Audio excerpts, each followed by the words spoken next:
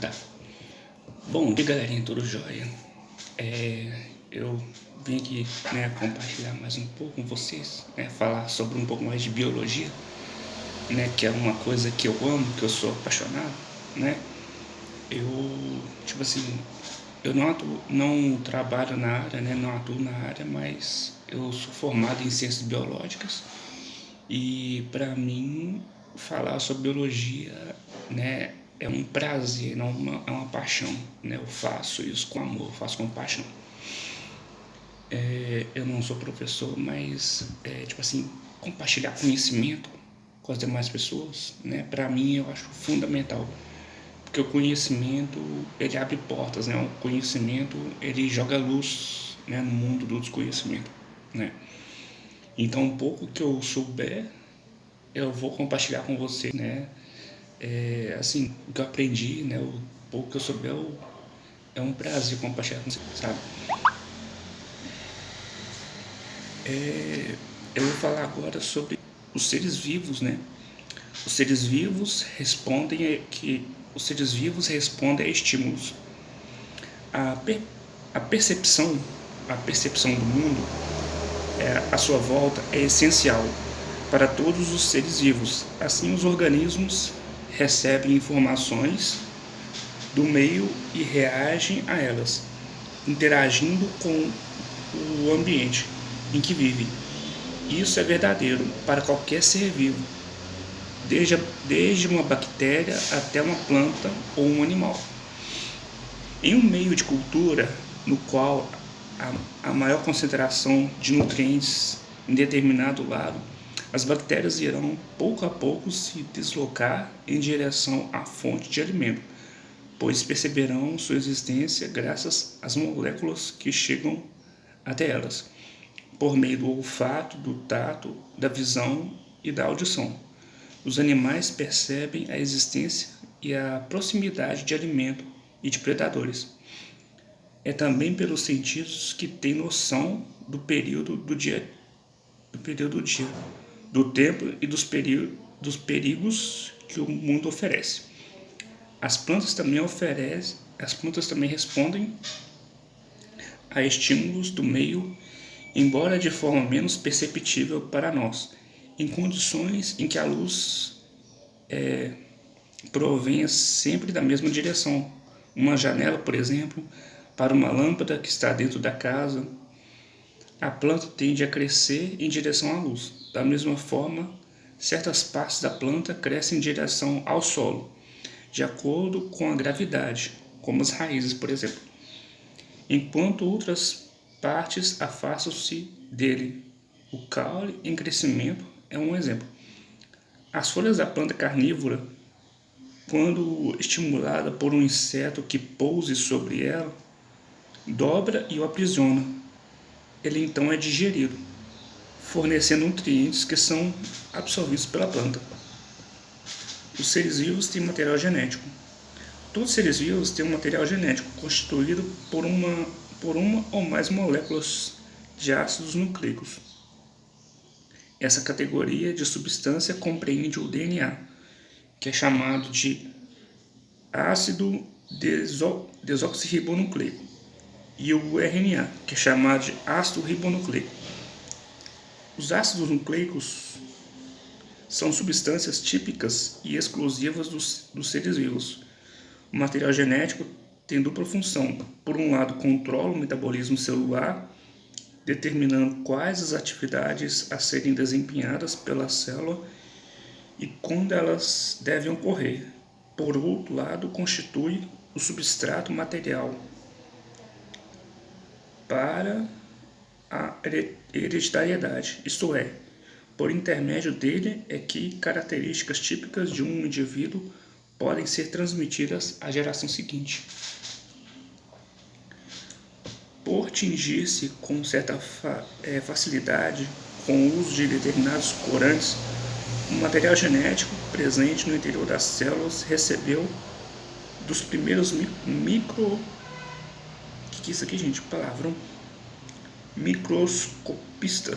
microscopistas o nome de cromatina. aquilo que se cora, né? Então a cromatina ele recebe o nome daquilo que se cora. Na maioria dos seres vivos, aqueles de organização celular eucariótica, a cromatina é constituída por DNA. Dentre os vírus, algumas espécies apresentam um DNA, enquanto outras, o material genético é o RNA. Deixa eu ver.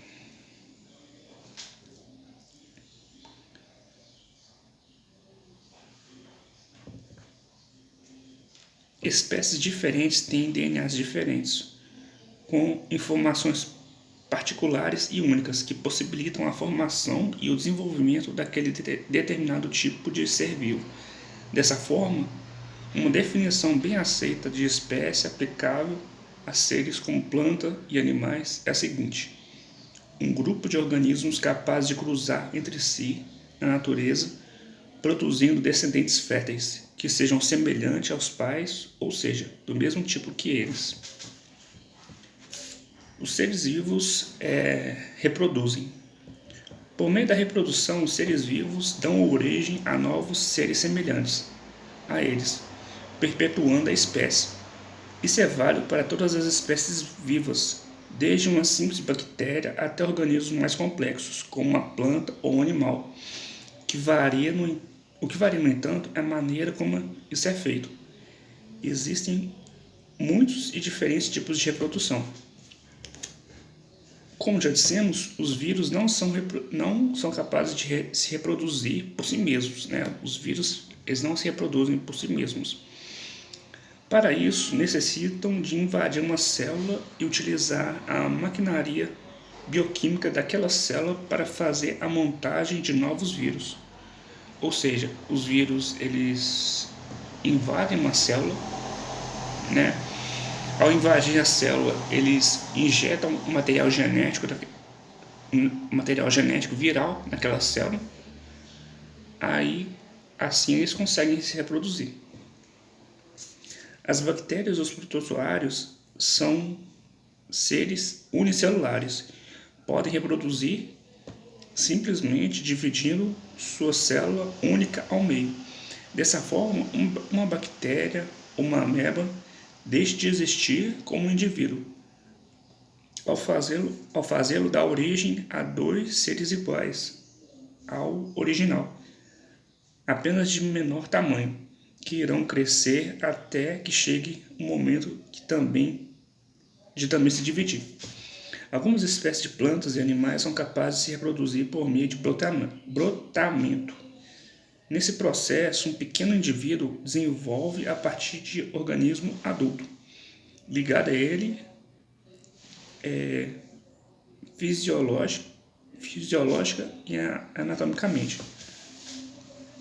Mais tarde, pode desligar-se do seu progenitor, adquirindo vida independente, ou permanecer ligado a ele, dando início a uma colônia de organismos, como ocorre entre as esponjas e corais, por exemplo. Até aqui falamos de reprodução assexuada, que é aquela que em um único indivíduo é capaz de produzir descendentes, sem o auxílio de outro indivíduo da sua espécie. Já na reprodução sexuada, dois indivíduos da mesma espécie produzem células produtivas especiais, os gametas. A união dos gametas masculino e feminino resulta na formação de uma célula ovo ou zigoto, que então se desenvolve para dar origem ao novo indivíduo. Este apresentará características hereditárias determinadas por ambos genitores.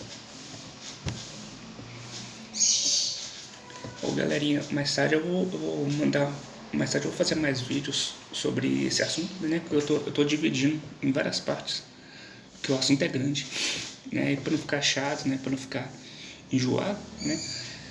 Para não ficar uma coisa assim chata, assim massiva, eu tô dividindo em várias partes. Uma coisa que eu gostaria de compartilhar com vocês, né? Caso vocês tenham interesse, é que eu tipo assim, eu compartilhei, né, na verdade, no site da Amazon, eu fiz uma coleção, né, eu sou novo ainda, sabe, como escritor. Eu gosto muito de escrever, sabe, gente? Eu gosto muito de escrever. Então, pra mim, isso ainda, assim, eu sou novo ainda nesse mundo, assim, no mundo da escrita, né, no mundo dos escritores. Mas eu fiz uma coleção e postei, né, tipo assim, publiquei no site da Amazon, a coleção chama Diário de um Jovem em Mutação. É onde eu compartilho com as pessoas, né, um pouco sobre minha vida, né, compartilho assim com as demais pessoas, né, falo que eu passei por tanta coisa, sabe, gente, passei por umas fases difíceis no passado, aí eu achei melhor, tipo assim, compartilhar com as pessoas, né, um pouco sobre minha vida, sobre a parte difícil, sobre o período difícil que eu passei na vida, né. Então, caso, se vocês tiverem interesse de conhecer mais sobre minha vida, conhecer mais sobre mim, né, sobre as minhas histórias, eu publiquei no site da Amazon uma coleção, né, uma coleção que chama Diário de um Jovem em Mutação. O meu primeiro livro, ele tem uma foto de uma fênix, né? Eu usei a imagem da fênix que, para mim, ela é muito importante porque, segundo a lenda, né? Segundo a mitologia, acho que é a mitologia nórdica, se eu não me engano. Acho que é, se eu não me engano, é mitologia nórdica. A fênix, ela é uma ave que renasce das cinzas, né? Uma ave que arde em chamas, né? Que renasce das cinzas, representando, tipificando evolução, superação, crescimento. E como eu passei por uma fase difícil, né, uma fase de trauma, de bullying, uma fase assim, bem punk, né, bem pauleira, bem. Passei uma fase assim de ladeira, né? Então, usar a imagem da Fênix para fazer o meu primeiro livro, né, tem tudo a ver com uma história. Aí, se vocês tiverem interesse, né, se vocês tiverem curiosidade em saber mais sobre as minhas histórias, está lá no site da Amazon. O nome é Diário de um Jovem em Mutação. Beleza? Obrigado, gente. Valeu!